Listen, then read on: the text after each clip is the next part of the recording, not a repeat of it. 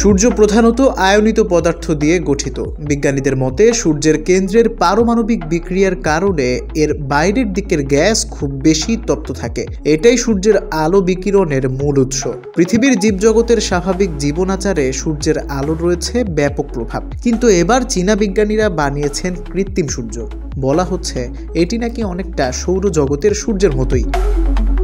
এই পৃথিবীর সকল শক্তির মূল উৎস সূর্য, যা হয়তো কখনোই নিভে যাওয়া সম্ভব নয়। কিন্তু সত্যি সত্যি যদি নিভে যায় কিংবা কমে যায় এর তেজ, সূর্য নিভে গেলে এই পৃথিবীর প্রাণের কোনো অস্তিত্ব থাকবে কিনা সেটি চিন্তার বিষয়। সেই চিন্তা থেকেই কৃত্রিম সূর্য তৈরির কাজে হাত লাগিয়েছিল চীন।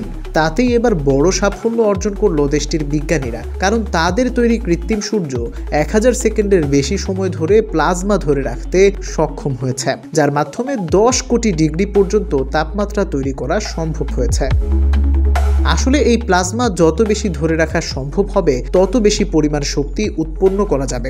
জানা যায় চীনের এক্সপেরিমেন্টাল অ্যাডভান্সড সুপার কন্ডাক্টিং টোকামাক, যা একটি পারমাণবিক চুল্লি, সেটিকে কৃত্রিম সূর্য নামে অভিহিত করা হয়। চীনের ইনস্টিটিউট অফ প্লাজমা ফিজিক্সের ডিরেক্টর সং ইউনাতাও জানিয়েছেন, প্লাজমার স্বয়ংক্রিয় সঞ্চালন চালু রাখতে অত্যন্ত দক্ষতার সঙ্গে স্থিতিশীল রেখে ফিউশন ডিভাইসকে 1000 সেকেন্ড চালাতে হবে। বিরামহীন শক্তি উৎপন্ন করার জন্য এটি অত্যন্ত জরুরি। তবে চীনের এই কৃত্রিম সূর্য তৈরির কথা নতুন নয়। এর আগেও তারা কৃত্রিম সূর্য বানানোর ঘোষণা দিয়েছিল, জানিয়েছিল তাদের গবেষণার ফলাফল। তবে এবার তাদের সাফল্য কৃত্রিম সূর্য তৈরির আশাকে আরও দৃঢ় করছে।